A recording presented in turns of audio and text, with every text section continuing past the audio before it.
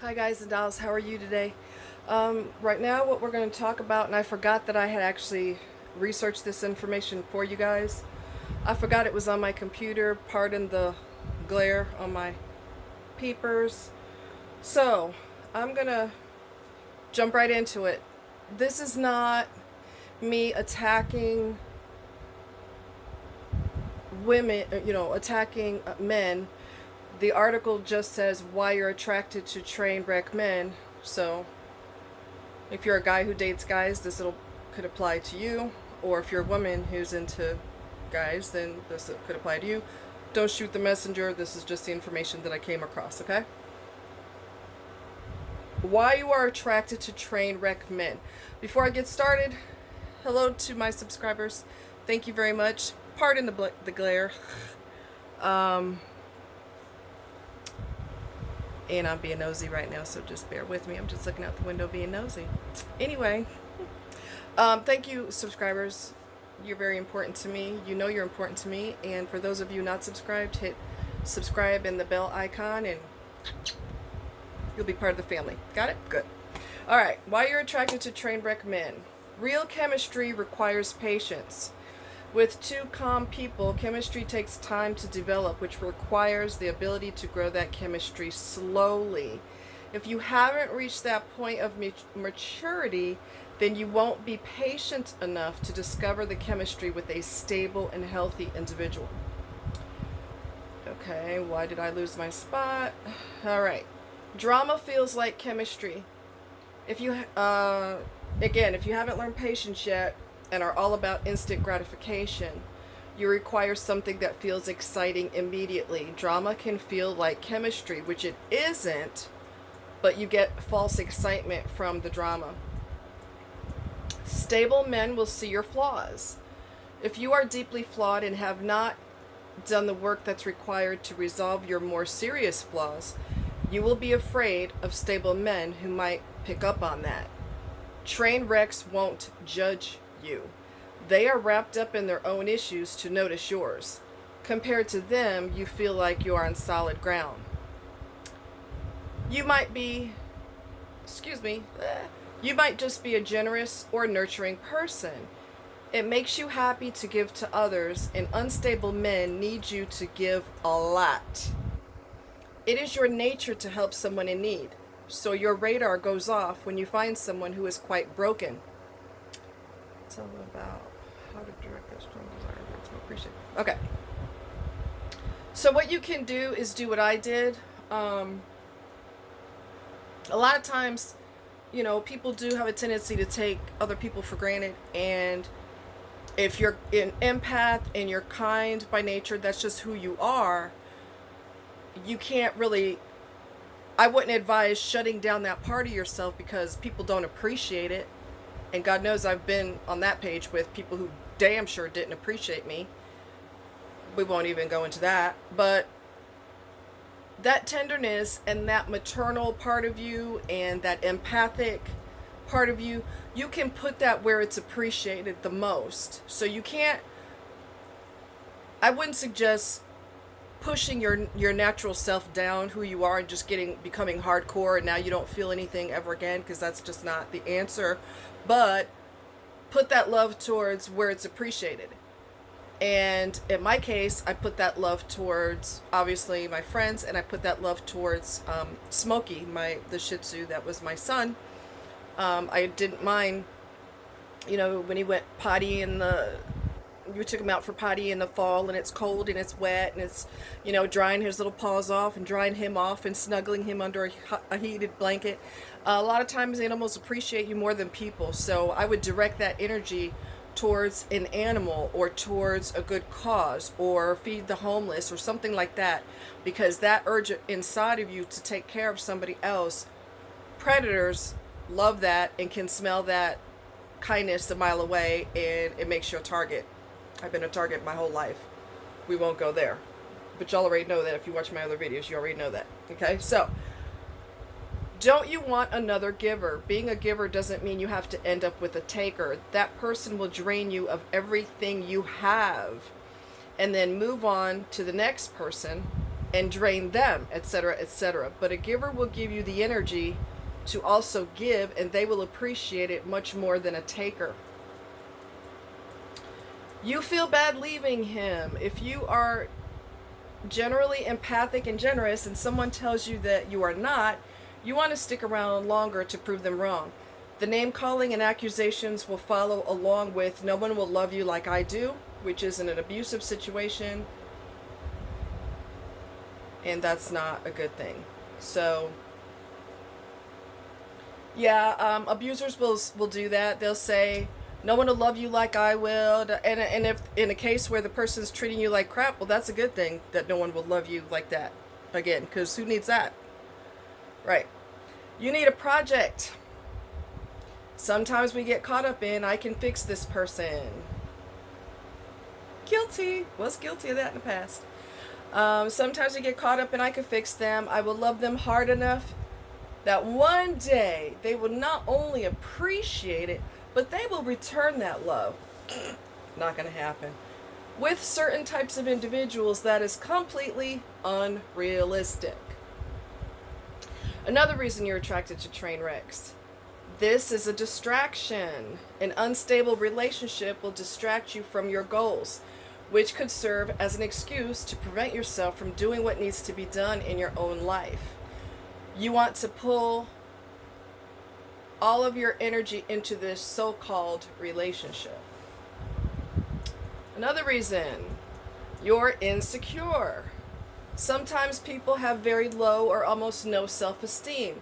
This puts you into a dangerous situation where you will put up with anything from anyone just to have someone pay attention to you. I do believe that is also why women can be so lackadaisical about birth control. Deep down inside, they need someone to love them, which is the absolute wrong way to go about things. Now you're locking yourself into a situation with a possible manipulative person who can use your child against you at will. We can also get caught up in situations where we feel like we have to fight to win someone's attention. I'm going to just interrupt myself for like a second if I can get back to where I was. You know, if you listen to the media all the time and you let the media brainwash you, which the media is notorious for brainwashing people, you know, people will, be lackadaisical about birth control, or they're convinced that this guy is the love of my life and I want a piece of him so bad, and then you find out after you have a kid that that person is not who you thought they were. I did a video on, I think it was 17 different types of birth control. Now the media will have sex with your brain and lead you to believe that you need to focus on abortion. You don't need to be focused on prevention. No. You need to just go ahead and lay down with somebody. Whatever happens, happens. But you should fight for to be able to terminate your child's life. Don't listen to the bullshit that the media is feeding you. Don't do it. Don't do it. Okay? Go watch my video on 17 different types of birth control. I don't remember the name of it, to be quite honest with you. But you should be able to find it with no problem. If you have a problem, then I'll try to link it into the, description or whatever. But focus on prevention. I don't care if this person is like a Ken doll that came to life. Don't be putting yourself in a situation where you're a single mom and then you resent the kid because you did that to manipulate someone else. And yes, people do that, or they're desperate for someone to love them, and then they have this kid and realize that that wasn't the cure-all for all their, all that ails them. That's the fixer-upper. Focus on birth control. Do not focus on, well, I'll just get pregnant and whatever happens, happens, because that's just asinine. Don't listen to the media and focus it on abortion, because it's taking your mind to a place that you don't need to go. All right.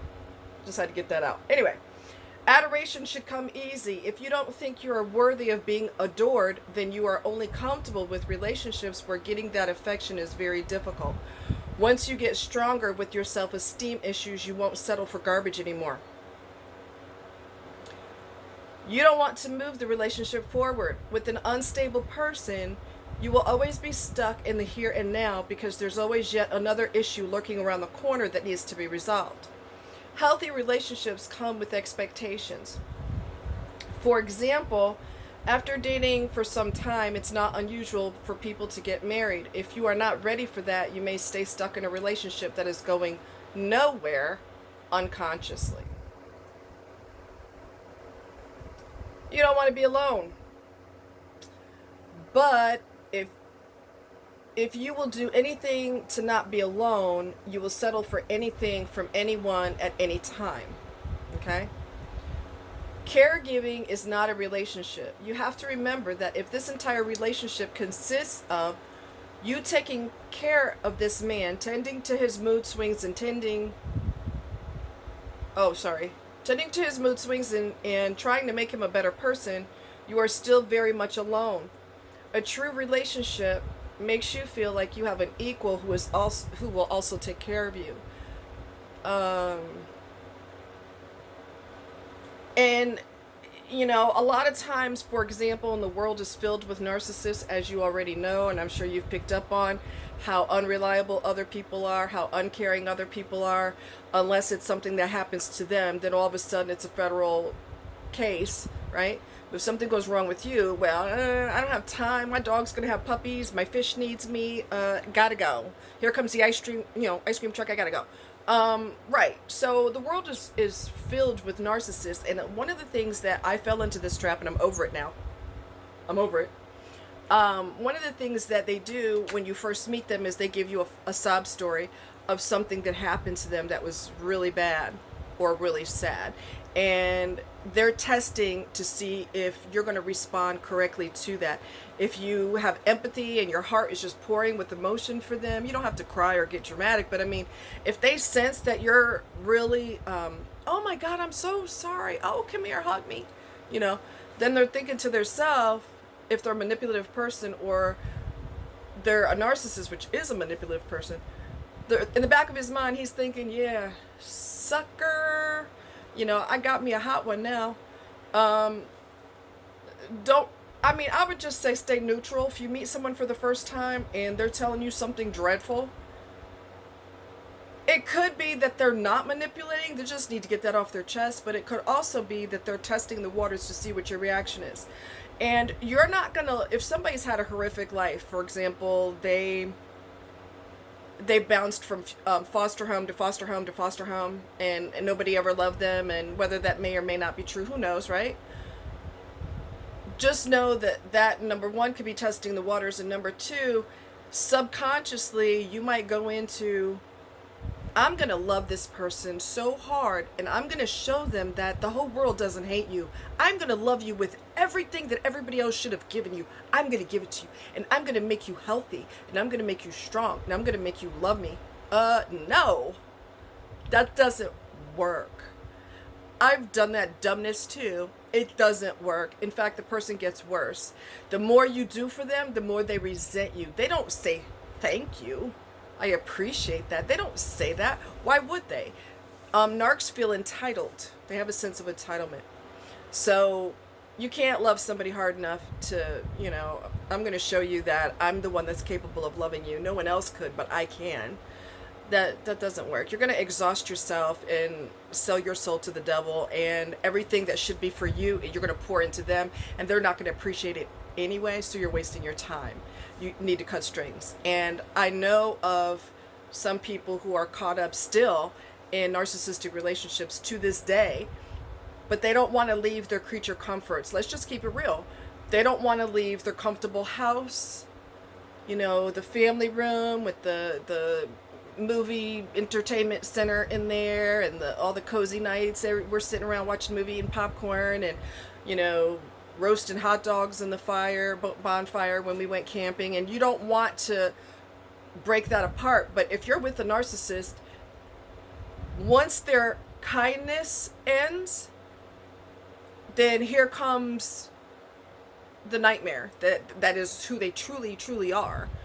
And your cozy life doesn't exist anymore the way you thought, because you fell for the mask, you fell for the masquerade, you fell for the salesperson personality. Now, what I want y'all to do is, instead of he, replace what I said, everything that I told you, replace that with she, because females can be narcs too, and I've said this numerous times.